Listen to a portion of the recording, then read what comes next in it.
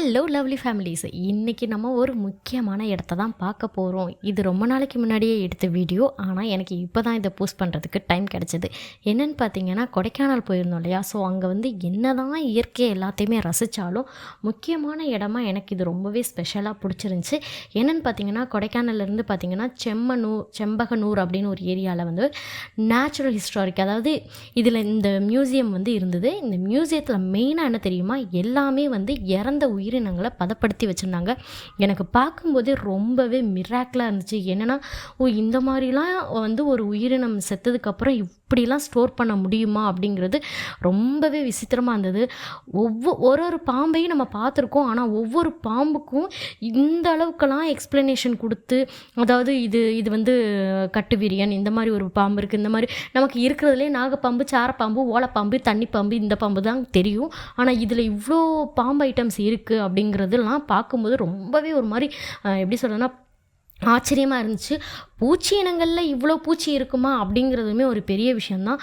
ஒரு ஆடு செத்து போனால் கூட இந்த மாதிரி தான் வந்து எடுத்து அதை ஸ்டோர் பண்ணி வச்சுருக்காங்க. ஒரு குரங்கு செத்து போயிருக்கலாம், அது குரங்கோ என்னென்ன நம்ம லைஃப்பில் வந்து நம்ம என்னென்ன உயிரினம் இருந்துச்சோ எல்லாத்தையுமே வச்சுருந்தாங்க. அதில் மெயினாக கடைசியாக பார்க்கும்போது ரொம்ப ஹார்ட் டச்சிங்காக இருந்தது வந்து, நம்ம வயிற்றில் ஒரு கரு உண்டாகி அந்த கரு வந்து உள்ளேயே இறந்துரும் இல்லையா, அதை கூட ஸ்டோர் பண்ணி வச்சுருந்தாங்க. அதை பார்க்கும்போது எனக்கு ஒரு நிமிஷம் கண்ணே கலங்கிருச்சு. ஏன்னா 9 month பேபியை கூட இறந்த குழந்தைய வந்து அதை ஸ்டோர் பண்ணி வச்சுருக்காங்க. அப்படிங்கிறப்போ எவ்வளோ ஒரு பெரிய விஷயம் இல்லை. அந்த குழந்தைய பார்க்கும்போதெல்லாம் எனக்கு தோணுச்சு ஒன்றே ஒரு விஷயந்தான், நீ வந்து இறந்தே போனாலும் இந்த மியூசியத்தில் இருந்து பல வருஷமாக நீ வாழ்ந்துக்கிட்டே இருக்க அப்படின்னு என் ஹஸ்பண்ட்டை சொன்னேன். உண்மைதான் அப்படின்னு என் ஹஸ்பண்ட் சொன்னாங்க. உள்ளே பார்த்தீங்கன்னா நிறைய பேர்ட்ஸ் இருந்தது. அந்த பேர்ட்ஸுமே பார்த்தீங்கன்னா நான் கூட என் வீட்டுக்கார்ட்ட கேட்டேன், இது உண்மையிலே செத்துப்போன பேர்ட்ஸ் தானா, அதை வந்து பதப்படுத்தி தான் வச்சுருக்காங்களா அப்படின்னா, ஆமாடி, ஏன் இவ்வளோ டவுட்டாக கேட்குறேன், இல்லை ஒருவேளை பொம்மையாக இருக்குமோ அப்படின்னா, இப்படிலாம் மியூசியத்துலலாம் பொம்மையெல்லாம் வைக்க மாட்டாங்க, அப்புறம் அதெல்லாம் உனக்கு தெரியாதா எவ்வளோ பெரிய இஷ்யூ ஆகும்னு, இதெல்லாம் உண்மையிலே வந்து செத்த உயிரினங்களை பதப்படுத்தி வச்சுருக்காங்க அப்படின்னு சொல்லும்போது எனக்கு ரொம்ப ஆச்சரியமாக இருந்தது.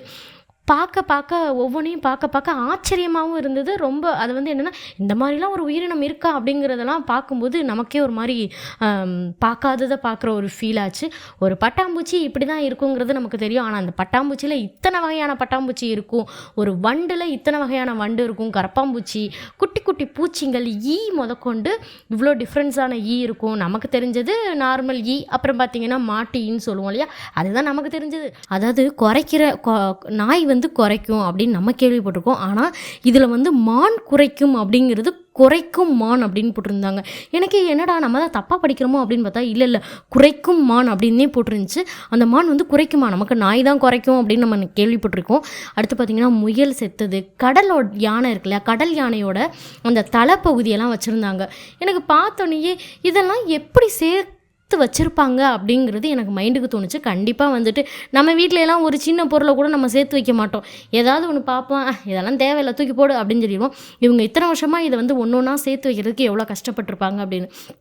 காட்டு எருமையோட தலைப்பகுதி, யானையோட தலைப்பகுதி, மெயினாக பாம்பு, இதெல்லாம் இருந்தது. நெக்ஸ்ட்டு பார்த்திங்கன்னா நம்மளோட காலங்காலமாக யூஸ் பண்ணிக்கிட்டு இருப்பார் காயின்ஸ், அதாவது ₹1 நமக்கு வந்து நம்ம 90s கிட்ஸ்னால நமக்கு 5 பைசாலாம் தெரியும், 5 பைசா 10 பைசா 20 பைசா வரைக்கும் நமக்கு தெரியும். ஆனால் அதுக்கு முன்னாடி யூஸ் பண்ணதெல்லாம் நமக்கு தெரியவே தெரியாது. நம்ம குழந்தைங்களுக்கு இப்போ வந்து ₹1 ₹2 தான் தெரியுதே தவிர இதுக்கு முன்னாடி இருந்த காயின்லாம் தெரியுமானே தெரியாது. எனக்கு தெரிஞ்சது எல்லாமே 5 பைசா 10 பைசா 20 பைசா தெரியும். இதுதான் எனக்கு தெரிஞ்சது. இதுக்கு முன்னாடி உள்ளதெல்லாம் இருந்தது, அது எல்லாமே காமிச்சாங்க. காயின்ஸ் எல்லாமே பார்க்கும்போதுமே விசித்திரமாக இருந்தது. இந்த ஓட்டையாக இருக்கும்போது நம்மலாம் என்ன நினைப்போம்னா, இது என்ன ஸ்க்ரூ டிரைவர், அதாவது மாற்ற ஸ்க்ரூ மாதிரி இருக்குல்ல அப்படின்லாம் என் திங்கிங் இருந்துச்சு. பட் அங்கெல்லாம் இதெல்லாம் கூட காயினாக யூஸ் பண்ணியிருக்காங்க அந்த காலத்தில் அப்படின்னு நினைக்கும்போது, அந்த காயின் எல்லாத்தையுமே பார்க்கும்போது ரொம்பவே எப்படி சொல்கிறதுனா பெருமையாக இருந்துச்சு. இந்த மாதிரி காயினெல்லாம் நம்மளால் பார்க்க முடிஞ்சிச்சு, அட்லீஸ்ட் பார்க்கவாது முடிஞ்சிச்சு அப்படிங்கிறப்போ பரவாயில்ல. இந்த மாதிரி மியூசியம் நடத்தும் போது இதெல்லாம் நமக்கு பார்க்குற வாய்ப்புகள் அமையுது, பழங்காலத்தோட நினைவுகளை பார்க்குற வாய்ப்பாவது நமக்கு கிடச்சிருக்கே அப்படின்னு நினச்சி நான் ஒரு நிமிஷம் சந்தோஷம்தான் பட்டேன். எல்லா காயின்ஸுமே சொல்லியிருந்தாங்க, எல்லா நாட்டோட காயினும் இருந்தது. அதில் இந்தியாவோட காயின் வரும்போது நான் வந்து இங்கே இருக்குது பாரு 5 பைசா, இங்கே இருக்குது பார்த்தியா 20 பைசா, இங்கே இருக்குது பார்த்தியா 1 பைசா அப்படின்னு பார்த்துக்கிட்டு இருந்தோம். 10 பைசா பார்த்தோன்னே எனக்கு ரொம்ப ஹாப்பி ஆயிடுச்சு, இதானே 10 பைசா அப்படின்னு சொல்லிக்கிட்டு இருந்தோம். நெக்ஸ்ட்டு இப்போ வரைக்கும் நம்ம ரீசெண்டாக யூஸ் பண்ணுற ₹1 ₹2 ₹5 காயின், ஏன் ₹10 காயின் வரைக்கும் இப்போ ஸ்டில் நம்ம யூஸ் பண்ணிக்கிட்டு இருக்க காயினையுமே கலெக்ஷனில் சேர்த்து வச்சுருந்தாங்க. அது ரொம்பவே நல்லா இருந்தது. ஒரு சில கற்கள் சேர்த்து வச்சுருந்தாங்க. அதில் கூட டிஃப்ரென்ஸாக என்னென்னா, டிஃப்ரெண்ட்ஸ் கல், அதாவது எப்படி சொல்கிறதுன்னா கல்லுலேயே இதெல்லாமே வினோதமான கற்கள் அப்படின்னு போட்டிருந்தாங்க. பார்க்க அதுவும் நல்லா இருந்தது. நமக்கு தெரிஞ்சு நம்ம வீட்டுக்கு முன்னாடி இப்போ ஒன்றும் கிடையாது, நம்ம ஃபிஷ் டேங்க்குக்கு ஒரு கல் வைப்போம் இல்லையா, அது நீங்கள் ஆன்லைனில் பார்த்தா 500ன்னு சொல்கிறாங்க. அதையே நம்ம வீடு தோண்டும் போது அந்த கல்லை தூக்கி நான் இப்போ ஃபிஷ் டேங்க்குள்ளே வச்சுருக்கேன். அதை பார்த்தா இப்போ எனக்கு தெரிஞ்சு என்னோட ஃபிஷ் டேங்க்குள்ளே இருக்கிற கல்லுமே வினோதமான கல்லுன்னு நான் வச்சுக்கலாம்ல. ஸோ எனக்கு சம்மந்தமே இல்லாமல் பேசுகிறேன்னு பார்க்குறீங்களா? வேறு வழி இல்லை. இதெல்லாம் பார்த்தா எனக்கு பேச்சே வராது, அந்த அளவுக்கு இருந்தது. இப்போ கடைசியாக ஒன்று பார்த்துக்கிட்டு இருக்கிறதெல்லாம் பார்த்திங்கன்னா, எனக்கு அந்த எலும்புக்கூடு மட்டும் பார்க்குறதெல்லாம் கொஞ்சம் ஒரு மாதிரியாக இருந்தது. பயம் கலந்த ஒன்றா இருந்தது. என்னடா அது எலும்புக்கூடு மட்டும் இருக்குது, இந்த மாதிரிலாம் நம்ம வீடியோவில் பார்த்துருக்கோம், அதாவது மூவியில் பார்த்துருக்கோம். இப்போ ஒரு விஷயத்த நேரில், அதுவும் நம்ம பொம்மையாலாம் பார்க்கல, உயிருள்ள பிராணியோட எலும்புக்கூடு அப்படி பார்க்கும்போது கொஞ்சம் ஒரு மாதிரியாக தான் இருந்தது. கழுதையோடது, புலியோட எலும்புக்கூடுகள், அப்புறம் வந்து யானையோட தலைப்பகுதி, கால் பகுதி, அப்புறம் பாம்பு மேலே அப்படி ஃபுல்லாக வந்து மானோடது, மான் கொம்போட அந்த கழுத்து வரைக்கும் இருந்ததெல்லாம் பார்க்கும்போது ரொம்பவே ஆச்சரியமாக இருந்தது. கழுகுல கூட நிறைய விதமான கழுகுகள் இருந்தது. எனக்கு அதுவுமே பார்த்தோன்னே என்னடா நம்ம ஜஸ்ட்டு கழுகு அவ்வளோதான் நம்ம சொல்லுவோம், இது என்ன கழுகுலேயே இத்தனை விதமான கழுகு அப்படிங்கிற மாதிரி இருந்தது. அடுத்து பார்த்திங்கன்னா நம்ம டால்ஃபின் அப்படின்லாம் சொல்கிறோம் இல்லையா, அதுவுமே இருந்தது. டால்ஃபினில் கூட அதோட தலைப்பகுதி, அதாவது உடம்பு பகுதி அதெல்லாம் இருந்தது. முதலையோட தலைப்பகுதி கூட இருந்துச்சு. ரொம்பவே ஆச்சரியமாக தானே இருக்குது. இதெல்லாம் ஒன்ஸ் வந்து நீங்கள் பார்க்கணும் அப்படின்னா மஸ்ட்டு வந்து நம்ம கொடைக்கானல்லேருந்து வரும்போது பார்த்திங்கன்னா செம்பகனூர் மியூசியம், அதாவது நேச்சுரல் ஹிஸ்டாரிக் மியூசியம்னு இருக்கும். கண்டிப்பாக போய் அங்கே விசிட் பண்ணி பாருங்கள். இதெல்லாம் நமக்கு வந்து ஒரு வரம் தான். இதெல்லாம் பார்க்குறதுக்கான வரம் கிடைக்குங்கிறது வந்து ஒரு பெரிய விஷயம். போகும்போது இயற்கையை மட்டுமே ரசிக்காமல் இயற்கையோடு சேர்ந்து நம்ம பழங்காலத்தையும் ரசிக்கிறது ரொம்பவே சூப்பராக இருக்குங்க. என் பையனுக்கு இதெல்லாம் காமிச்சேன். யானையோட பாலதம் இவ்வளோ பெருசாக இருக்கும்னா, இவ்வளோ பெருசாக இருக்குமாம்மா அப்படின்னா, ஆமாம் இது வந்து யானையோட இடுப்பு எலும்புடா அப்படின்னு.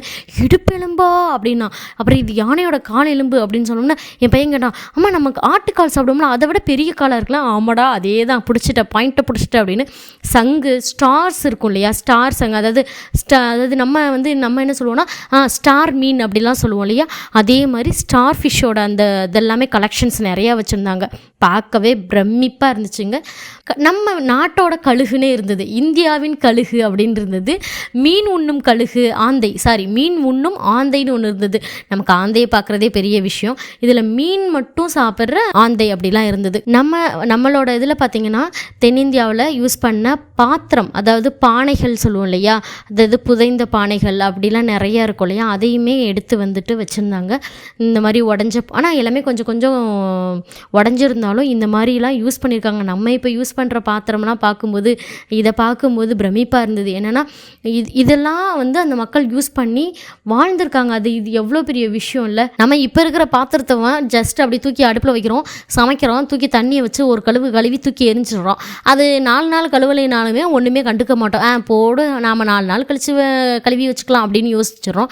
ஆனால் இந்த மண்பானையில் சமைக்கும்போது அவங்க அதை எவ்வளோ வந்து பத்திரம் பண்ணி, அதை எந்த அளவுக்கு சேஃப்டி பண்ணி, அதை எந்த அளவுக்கெல்லாம் பராமரிச்சிருப்பாங்கங்கிறதெல்லாம் யோசிக்கவே முடியல. ஏன்னா நம்ம வந்து இப்போ இருக்கிற விஷயம் வந்து அந்த காலத்தில் வந்து அவங்க அவ்வளோ ஆக்டிவாக இருந்திருக்காங்க. இப்போ நம்ம 2 நாள் ஆனாலுமே ஒரு நாள் ஒரு பாத்திரத்தை யூஸ் பண்ணால் அடுத்த வேலைக்கு அந்த பாத்திரத்தை யூஸ் பண்ணுறப்ப சடனாக விலைக்கு வைக்க மாட்டோம். ஆனால் அவங்க அவ்வளோ பொக்கிஷமாக பார்த்து எல்லாத்தையும் வச்சுருப்பாங்க. நெக்ஸ்ட்டு வந்து பார்த்திங்கன்னா சின்ன சின்ன நண்டு அந்த மாதிரி இருந்தது. நம்ம வந்து சங்கு அப்படின்னு சொல்லுவோம் இல்லையா, அதெல்லாம் இருந்தது. அதே மாதிரி இந்த நத்தையோட ஓடுகள்லாம் இருந்தது, அதுவுமே பார்க்க நல்லா இருந்தது. கடைசியாக நிறைய விஷயம் பார்த்துட்டு கடைசியாக வெளியில் வரும்போது பார்த்திங்கன்னா நம்மளோட நாட்டில் வாழ்ந்த மனிதரோட முகங்கள் இப்படி தான் இருக்கும் அப்படிங்கிறத நம்ம வீடியோஸில் பார்த்துருக்கோம். பட் இதை ஃபைனலாக பார்க்கும்போது ரொம்பவே விசித்திரமாக இருந்தது. இவங்கெல்லாம் இந்த மாதிரிலாம் வாழ்ந்துருக்காங்க, அதுக்கப்புறம் தான் நம்ம இந்த மாதிரி வாழ்ந்துக்கிட்டு இருக்கோம் அப்படின்னு. ஸோ யாருமே போனால் கொடைக்கானல் போயிட்டு மிஸ் பண்ணாதீங்க. நேச்சுரல் ஹிஸ்டாரிக்னு போடுங்க, அங்கே போய் ஜஸ்ட் ஒரு 10 மினிட்ஸ் விசிட் பண்ணுங்கள். ஒரே ஒரு 20 ரூபி தான் என்ட்ரி டிக்கெட். இதெல்லாம் நம்ம பார்க்கலைனாலும் பரவாயில்ல, நம்ம குழந்தைங்களுக்கு இதெல்லாமே பார்க்க வந்து வாய்ப்பு கிடச்சிச்சின்னா கண்டிப்பாக அதை வந்து செஞ்சு கொடுத்துருங்க. ஏன்னா நமக்கப்புறம் வந்து அவங்களா வந்து இதெல்லாம் எடுத்தேறி வருவாங்களான்னு தெரியாது. ஆனால் நம்ம இருக்கிறதோட குழந்தைங்களுக்கு இதெல்லாம் பழங்காலத்தோடது, இவ்வளவு இருந்திருக்கு அப்படிங்கிறத நம்ம தான் குழந்தைங்களுக்கு சொல்லி வளர்க்கணும். இந்த வீடியோ பிடிச்சிருந்துச்சுன்னா மறக்காமல் நம்ம வீடியோவை லைக் பண்ணிவிட்டு நம்ம சேனல் மலைத்தூரில் சப்ஸ்கிரைப் பண்ணிக்கோங்க மக்களே. தேங்க்யூ. அடுத்த வீலாகில் பார்க்கலாம்.